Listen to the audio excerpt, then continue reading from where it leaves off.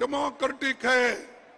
हम बहुत काम जो लोकतंत्र के अनुसार करते हैं। कहाँ है भाई लोकतंत्र के अनुसार तुम्हारा? हर जगह आप लोगों के ऊपर डरा धमका के आप काम कर रहे हो। और दूसरी चीज, ये सब देखने के बाद आप दोबारा हमारी सरकार यहां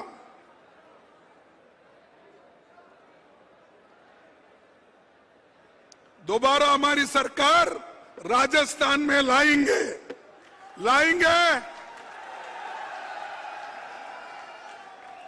तो मैं इस पे समझ जाता हूं कि आप लाने वाले हैं और हम लोग आपके साथ हैं। क्यों है? कि आप लोगों का काम कर रहे हो, इसलिए हम आपके साथ हैं। और जब तक सब हम मिलके डिसिप्लिन के साथ हमको काम करना है और एकजुट अगर नहीं रहते, हम बड़े मुश्किल में हम जाते हैं। इसीलिए मैं एक बात कहूंगा, किसी शायर ने ये कहा है, एक पल रुकने से दूर हो गई मंजिल। एक पल रुकने से दूर हो गई मंजिल, सिर्फ हम ही नहीं रास्ते भी चलते हैं। तुम रुक जाओ तो वहीं खड़े हो जाएंगे, अगर चलते रहेंगे तो रास्ते भी चलते रहेंगे। तो इसीलिए दोस्तों, मेरा कहना है, छोटी मोटी बातें भूल जाओ।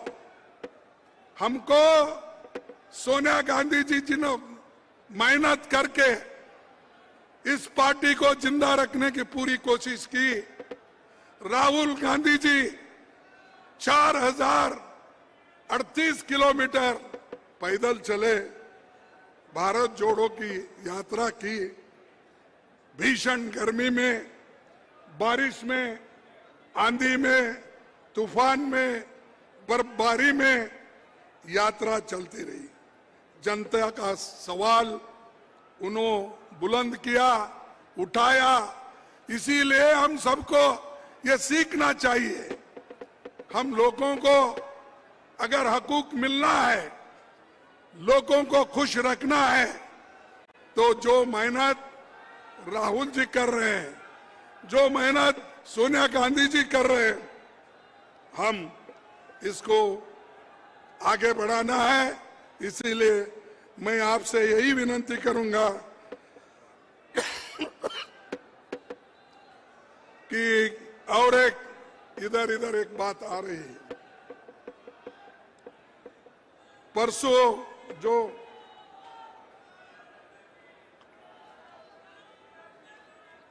परसों हमारा एक स्पेशल सेशन हुआ जो मोदी जी ने बुलाया था। ये इसलिए बुलाया था, अरे भाई जरा चुप बैठो, बाद में बोलो कहते, और आपका बूथ पे कैसा परफॉर्मेंस रहेगा देखेंगे, अब तो फिलहाल कब बैठो। मोदी जी ने 5 दिन का सेशन बुलाया था, लेकिन 4 दिन में ही खत्म किया। क्यों? क्योंकि उनको नया बनाया हुआ बिल्डिंग दिखाना था और उस बिल्डिंग में ऐसा क्या है मुझे तो मालूम नहीं हुआ। और यहां तक उस बिल्डिंग को दिखाने के लिए बीजेपी के मंत्रियों को, बीजेपी के बड़े बड़े कार्यकर्ताओं को ये कहा गया, ये देखिए हमने नया बिल्डिंग बनाया, आप आइए। तो लोग भर भर के बसों में आए, उनको दिखला रहे, फोटो निकाल रहे, एक्टर आए, एक्ट्रेस आए, सभी को बता रहे। अरे जो लोकसभा और राज्यसभा ये चर्चा करने की जगह है, एग्जीबिशन करने का नहीं है, यह चर्चा करके लोगों के समस्याओं को हल करने का है। तो ये तो करे नहीं। महिला बिल लाए, जब हमने लाया था, जब सोनिया गांधी जी ने, मनमोहन सिंह ने महिला बिल लाया, इसका विरोध किसने किया? इसका विरोध बीजेपी ने किया। इससे पहले राजीव गांधी जी ने लाया था, उसका विरोध किसने किया? बीजेपी ने किया। और ये लोग, इनकी ना नीयत साफ है, इनकी नीति ठीक है, सिर्फ भाषण करना। और उन्होंने अजीब क्या एक बहुत बड़ा हासिल किए। मैं आपसे गुजारिश करूंगा, महिलाओं से भी गुजारिश करूंगा कि ये जो महिला बिल हमने भी सपोर्ट किया, क्योंकि कल के दिन कांग्रेस जो बिल ला रही थी, अब आया तो ये लोग सपोर्ट नहीं कर रहे। ऐसा नहीं होना, इसीलिए हम सब मिलके उसको सपोर्ट किए, पास हुआ। अब कब आएगा वो, कब इंप्लीमेंट होगा? 2030 में, 2029 का जनगणना भी देखेंगे, उसके बाद डिलिमिटेशन देखेंगे, उसके बाद ये बिल इंप्लीमेंट। तब तक 10 साल की बात वो कर रहे हैं। 10 साल में ना मोदी रहेंगे ना बाकी के लोग रहेंगे। अरे आज उसीलिए राहुल गांधी जी बोले, सोनिया जी बोले, मैं बोला कि पार्लियामेंट में उसको अब भी लागू करो, क्योंकि इसमें कोई बहुत बड़ा कानूनी पेचीदा नहीं है। तो सीधा सीधा जितने लोग हैं पार्लियामेंट में और राज्यसभा में, उसको 1/3 कर उसमें से निकालो और दे दो, तो वो लागू 2024 को ही होता है। तो उन्होंने नहीं किया, उन्होंने चुप टालते गए, दिखाना दिखाना। तो हाथी के दांत होते ना, दिखाने के एक और खाने के एक। वैसा मोदी जी का हो गया। मैंने लाया और क्या जश्न मना रहे उसका। औरतें आ रहे, कोई फूल डाल रहे उसके ऊपर, आ रहे, कोई पैर पड़ रहे, इन्हों भी पैर पड़ रहे किसके। यानी जो चीज हम 30 साल पहले 89 में किए थे और उन्हीं के वजह से रुक गया था, और वही लोग आज हीरो बन के फिर रहे हैं। तो लोग होशियार है, शाणे हैं, ये कभी उनके झांसे में नहीं आएंगे। और जो कुछ किए हैं ये हमने किया है। आपको वोटिंग का अधिकार भी कांग्रेस ने दिया है। पंडित जवाहरलाल नेहरू, डॉक्टर अंबेडकर, संविधान में जो इस देश का एक मामूली से मामूली कर्मचारी, किसान, लेबर, अमीर से अमीर आदमी, खेती करने वाला, दुकानदार, सबको अगर हक किससे मिला तो वो कांग्रेस के वजह से मिला। पहले कहा था, पहले तो यह था जो टैक्स देते थे उनको वोटिंग का अधिकार, जिस इनकम टैक्स देने वाले को, प्रॉपर्टी जिसके पास है उसको, ये लोगों को था। लेकिन आजादी के बाद हमने जो संविधान बनाया, उस संविधान में गरीब से गरीब को भी एक वोट और उसकी कीमत एक ही, अमीर से अमीर आदमी को भी एक ही वोट, उसकी कीमत भी उतनी ही। ये काम हमने किया और हमको बार बार पूछते तुमने क्या किया। अरे हमने तो ये लोकतंत्र में सबको हक दिया, अधिकार दिया। आज इतने लोग जो राहुल गांधी जी का पंचायत एक्ट, उसके तहत आज 14 लाख महिलाएं इलेक्ट हो गए हैं। पंचायत में, जिला पंचायत में, तालुका पंचायत में, म्युनिसिपालिटी में, कॉरपोरेशन में, ये किसने किया? 14 लाख हमने करके दिखाया। और आज हमारे बहनें, माताएं, भाई सब रोटेशन के तहत को अध्यक्ष बन रहे, हर कम्युनिटी के लोग हैं। अरे ये तो बीजेपी कभी भी नजदीक नहीं आने देती। यहां तक कि जो प्रेसिडेंट, राष्ट्रपति है, हमारे राष्ट्रपति द्रौपदी मुर्मू जी को वो नए बिल्डिंग इनॉग्रेशन में इनविटेशन भी नहीं दिया। ये है शेड्यूल ट्राइब के तहत। क्यों नहीं बुलाना? आप सिनेमा वालों को बुलाते हो, आप अपने लोगों को बुला के दिखाते हो, तो वो इनॉग्रेशन के लिए आपने मुर्मू को क्यों नहीं बुलाया?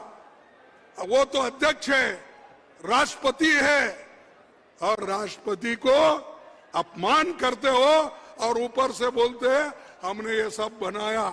देखो उनको अध्यक्ष बनाया, इनको ये बना, क्या बनाए? नाम के वास्ते बनाते हो। और दूसरी चीज, जब उसका फाउंडेशन हुआ, उसके फाउंडेशन के वक्त भी हमारे जो कोविंद है, राष्ट्रपति थे, उनको फाउंडेशन के वक्त भी नहीं बुलाया गया, क्योंकि वो अछूत है। अगर अछूत के हाथ से फाउंडेशन करेंगे तो नेचुरली फिर वो गंगा जल से लाके धोना पड़ता था। तो इसीलिए क्या शेड्यूल कास्ट, शेड्यूल ट्राइब्स को आपने अहमियत दी, इंपॉर्टेंस दिया? मुझे बोलो, मैं ये सवाल शेड्यूल कास्ट के लोगों से पूछता हूं, शेड्यूल ट्राइब के लोगों से पूछता हूं, बैकवर्ड क्लास के लोगों से पूछता हूं, ये मर्यादा है? अरे आप राष्ट्रपति, वो जब पार्लियामेंट बुलाते हैं तो हम लोग आते हैं, वो समन करते हैं, प्राइम मिनिस्टर समन नहीं करता, लेकिन उनको ही नहीं वहां पर जगह, उनको ही जगह नहीं वहां पर। तो फिर ऊपर से बोलते हैं हम महिला का बहुत बड़ा इज्जत करते हैं। उन्होंने नाम लिया, वो कित्तूर रानी चन्नाम्मा का लिया, ठीक है, झांसी रानी का, ठीक है, ये तो इतिहास के पन्नों में ये सब है। लेकिन आधुनिक इस शताब्दी में और जो आजादी के वक्त जो महिलाएं लड़ी है वो सब कांग्रेस में है, और कांग्रेस के महिलाएं सब कुछ अपना जीवन छोड़कर आजादी के लिए लड़े हैं। तो इसलिए गांधी जी एक बात कहे थे, मैं ये कहूंगा, गांधी जी ने कहा था कि मैं ऐसे भारत के निर्माण के लिए कोशिश करूंगा, मैं ऐसे भारत के निर्माण के लिए कोशिश करूंगा जिसमें गरीब से गरीब आदमी भी महसूस करेंगे कि ये देश उनका है, इसमें उनकी आवाज का महत्व होगा, जहां ऊंच नीच का भेद नहीं होगा, तथा स्त्री को भी वही अधिकार मिलेगा जो पुरुषों को प्राप्त होगा। ये महात्मा गांधी जी ने बोला। क्या कभी गोलवलकर गुरुजी ने ये बोला है?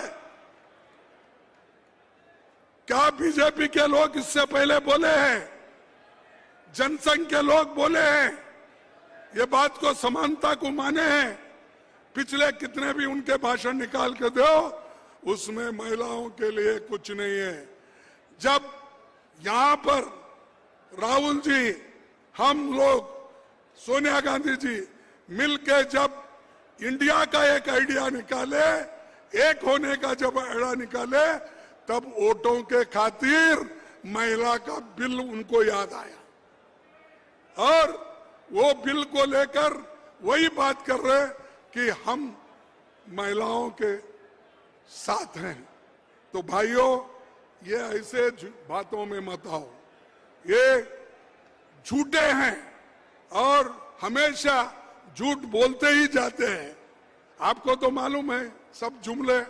तो मैं अपने भाषण में राज्यसभा में भी कहा कि भाई ये एक जुमला तो नहीं है, क्योंकि 10 साल बाद ये इंप्लीमेंट होने वाला है। अब तब तक तो ये जुमला बनेगा क्या है? तो इनके जुमले बहुत है। 2 करोड़ नौकरियां मैं सबको दूंगा, मिले क्या आपको? 15-15 लाख रुपए उन्होंने देने का वायदा किया था, वो मिले आपको? देखो, एक प्राइम मिनिस्टर इतना झूठ बोलता है तो आप ही सोचिए, कोई भी चीज सिर्फ इलेक्शन के एक स्टंट बनाकर वो करते हैं।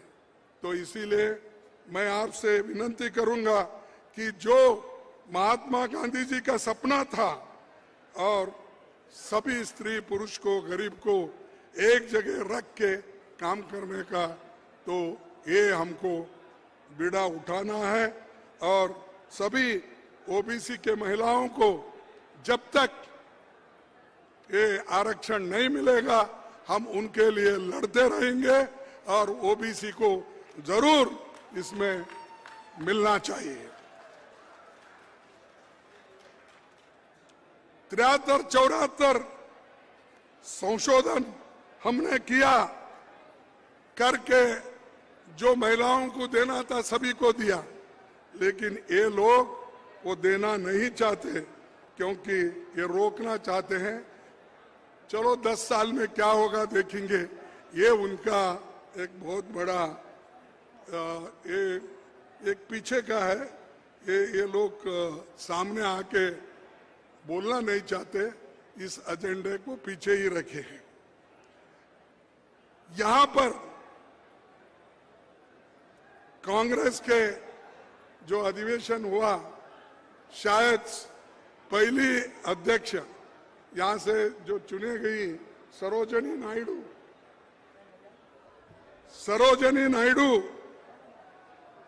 1925 में अपना अध्यक्ष बना दिया था। अब 100 साल में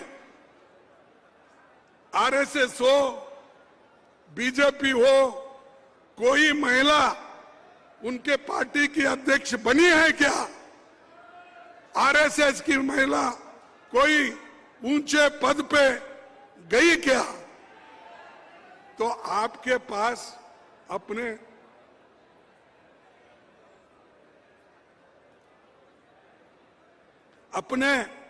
संस्था में नहीं दे सकते हो,